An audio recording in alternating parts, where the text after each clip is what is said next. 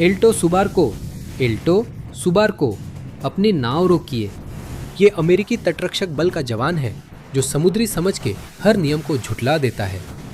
वह एक तेजी से चलती पीछा करने वाली नाव से खुले पानी के ऊपर छलांग लगाकर एक चलती हुई पनडुब्बी के फिसलन भरे ढांचे पर सीधे उतर रहा है। उसके पास हैच खोलने के सिर्फ 60 सेकंड है, इससे पहले कि अंदर के लोग वॉल्व खोलकर करोड़ों डॉलर का माल समुद्र में डुबो दे।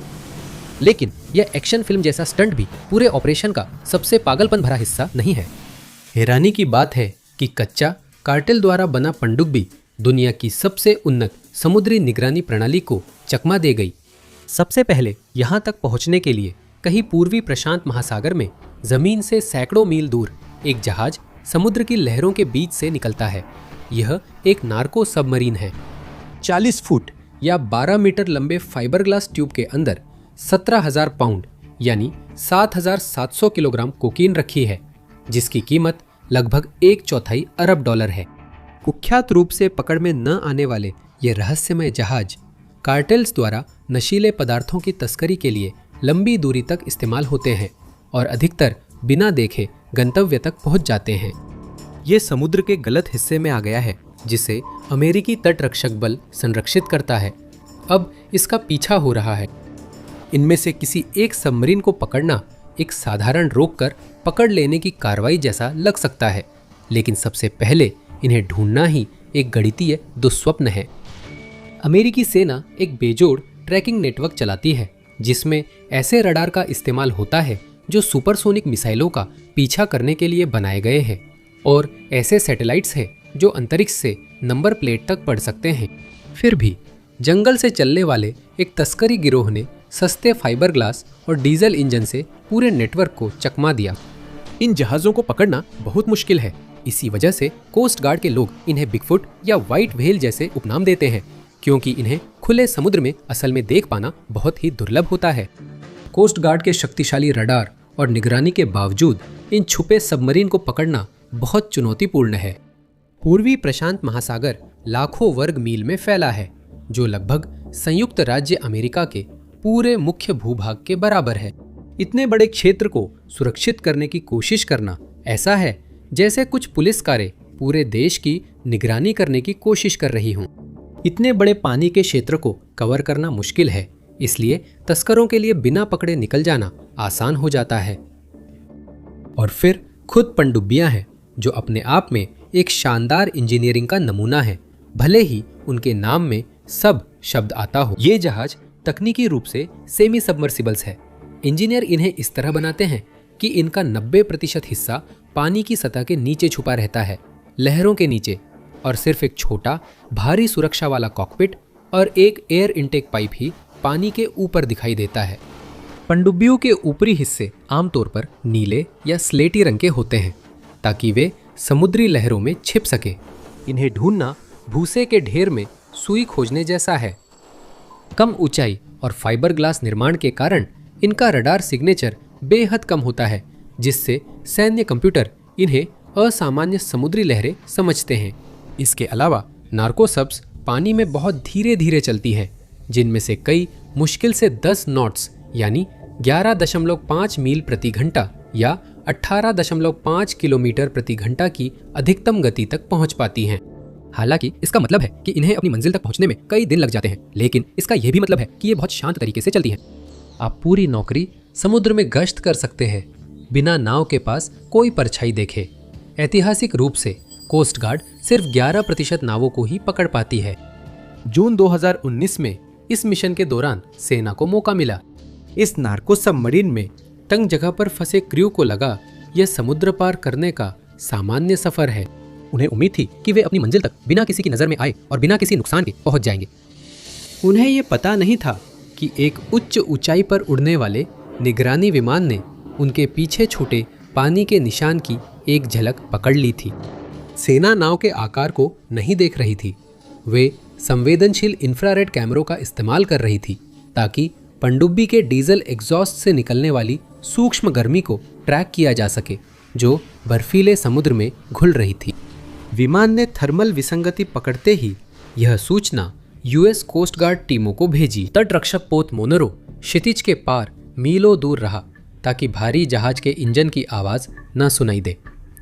साथ ही तुरंत एक हेलीकॉप्टर को आसमान से निगरानी के लिए भेजते हुए और 2 छोटी पीछा करने वाली नावों को जहाज को रोकने के लिए रवाना करते हुए तटरक्षक जवानों को पनडुब्बी के पास जितना हो सके उतनी चुपचाप पहुंचना पड़ा और उनके पास एक भी मिनट गंवाने का समय नहीं था क्योंकि वे समय के साथ दौड़ रहे थे। कार्टेल प्रोटोकॉल के तहत सैन्य नाव की आवाज़ सुनते ही दल अंदरूनी डुबोने वाले वॉल्व खोल देता है।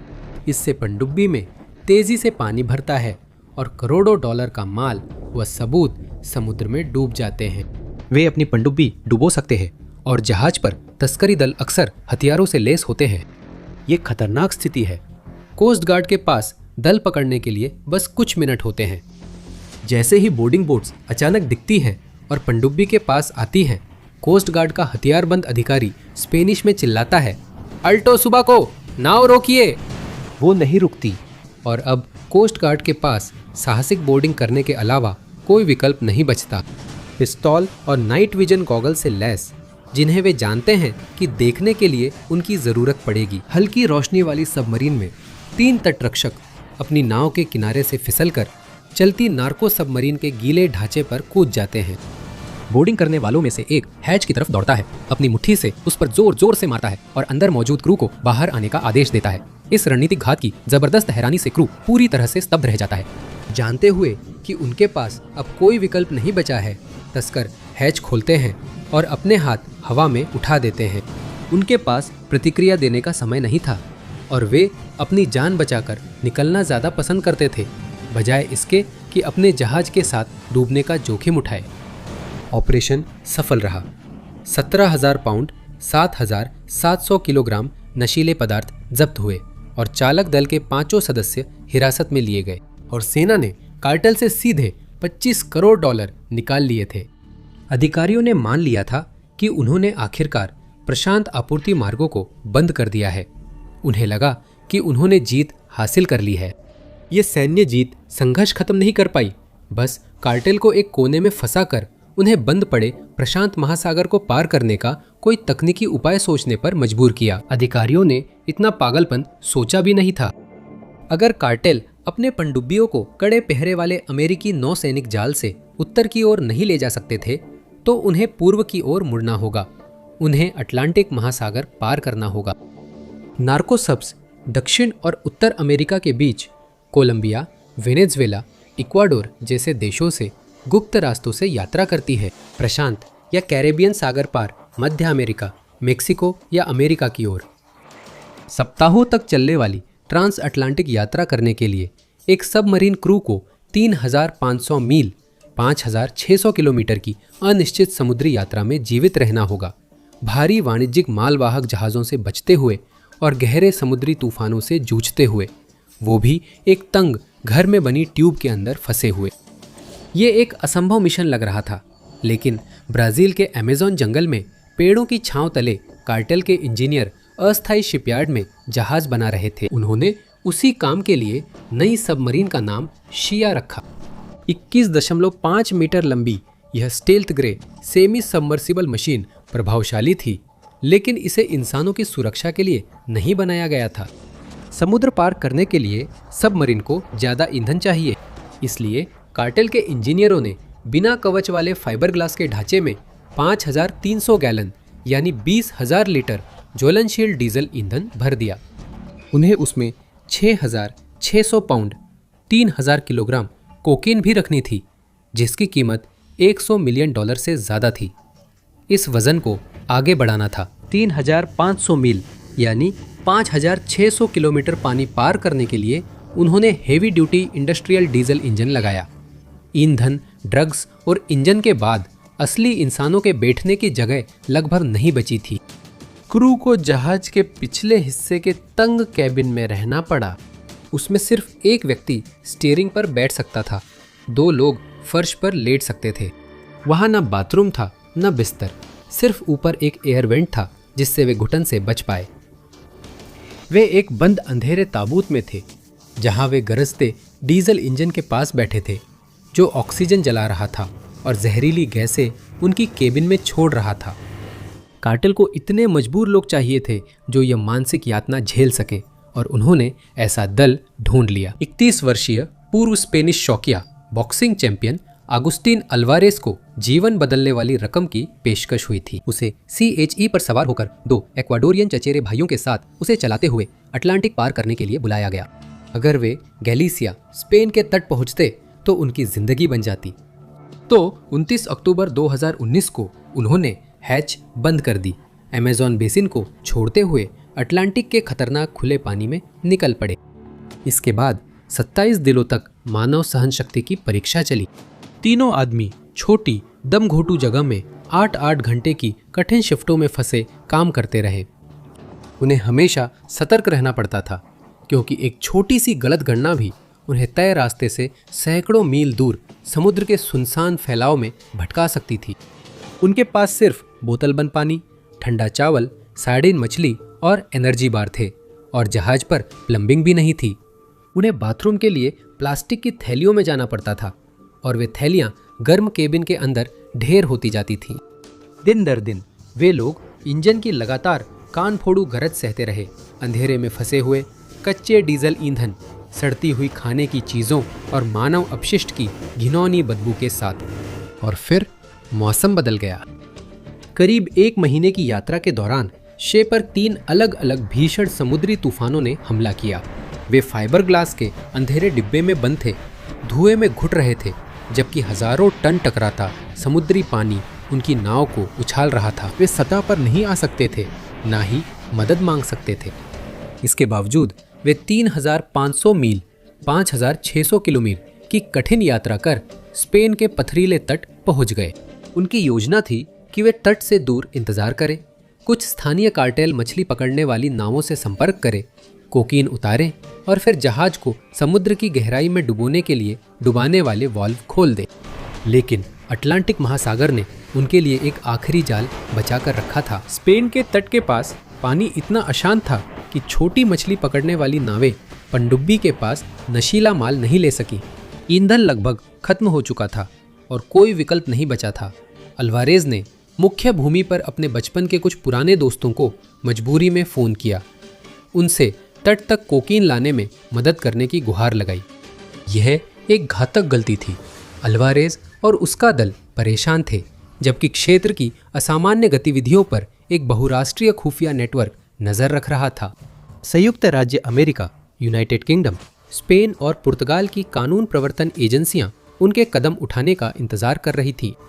जब दल को आखिरकार एहसास हुआ कि पुलिस उनके करीब आ रही है, तो उन्होंने जहाज को डुबोने के लिए डुबाने वाले वाल्व खोल दिए और खुद को बर्फीले पानी में फेंक दिया ताकि वे तैरकर चट्टानी किनारे तक पहुंच सके। दोनों इक्वाडोरियाई को तुरंत गिरफ्तार किया गया। यात्रा से थके अल्वारेज किसी तरह जमीन पहुंचे और अधिकारियों द्वारा पकड़े जाने से पहले 5 दिन एक सुनसान घर में छिपे रहे।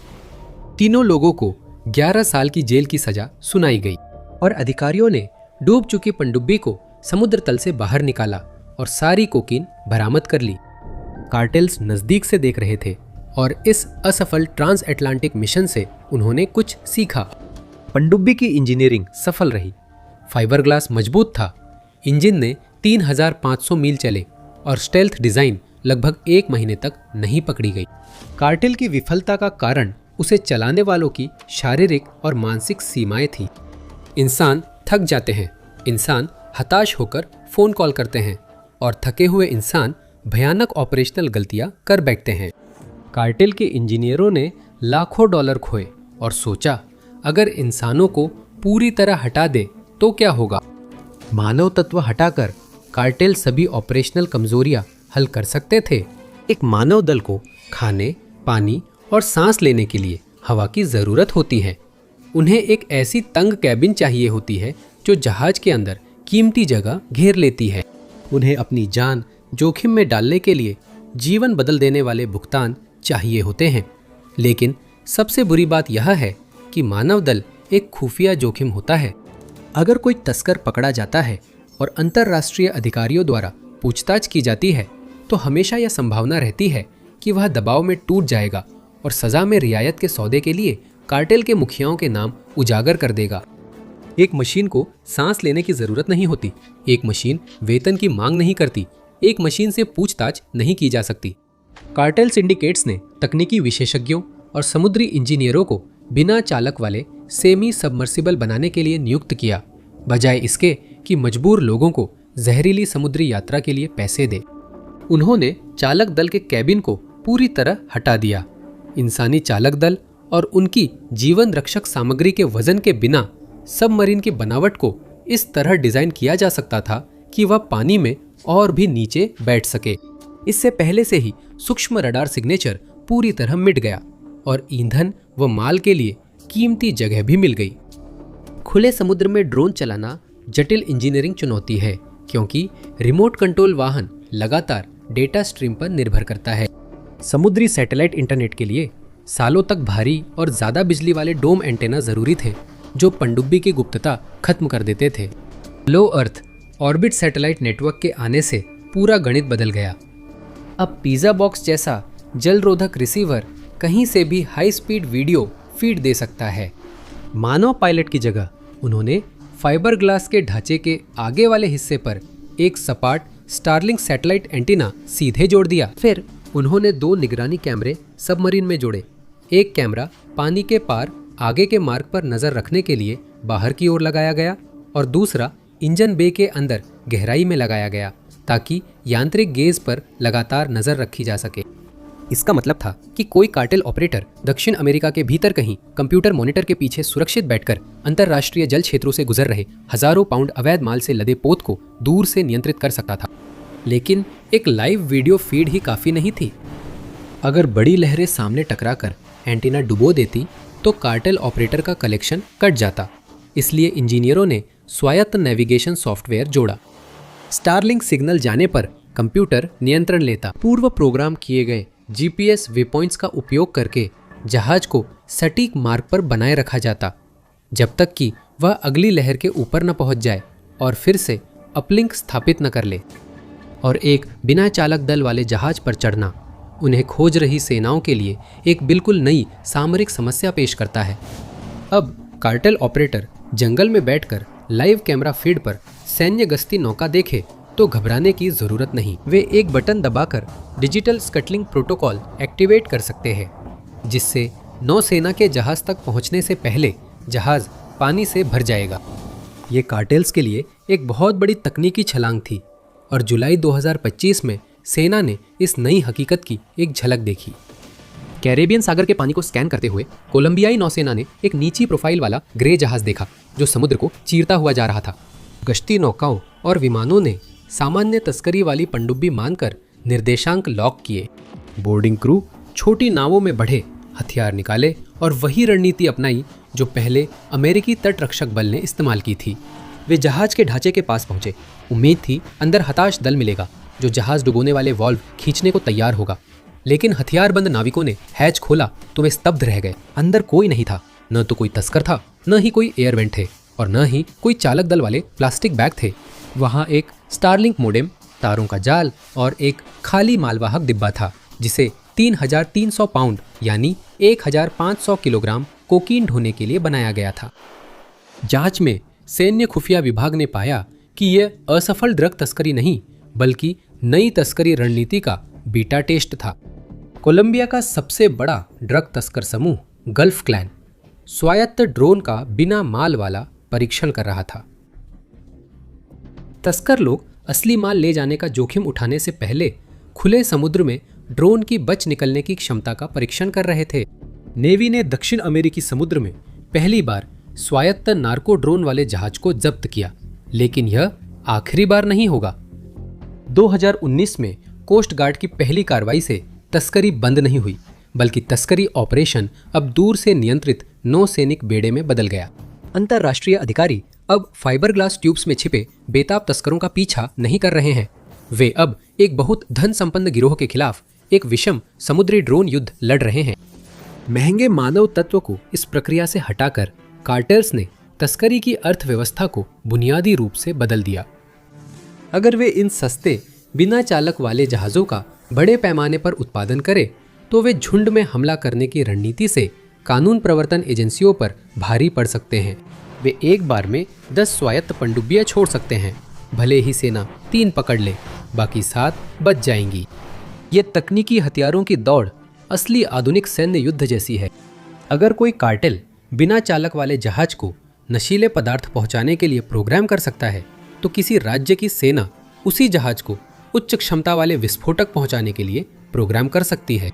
यूक्रेन ने दुनिया की अग्रणी ड्रोन सेना बनाई है, जो बिना चालक वाले कामिकाजे नौसैनिक ड्रोन भेजकर रूसी संपत्तियों, जिनमें युद्धपोत और तेल रिग शामिल है, को ध्वस्त कर रही है। आप इसे अगले वीडियो में काम करते हुए देख सकते हैं। देखने के लिए धन्यवाद और हम आपको अगले युद्ध क्षेत्र में मिलेंगे।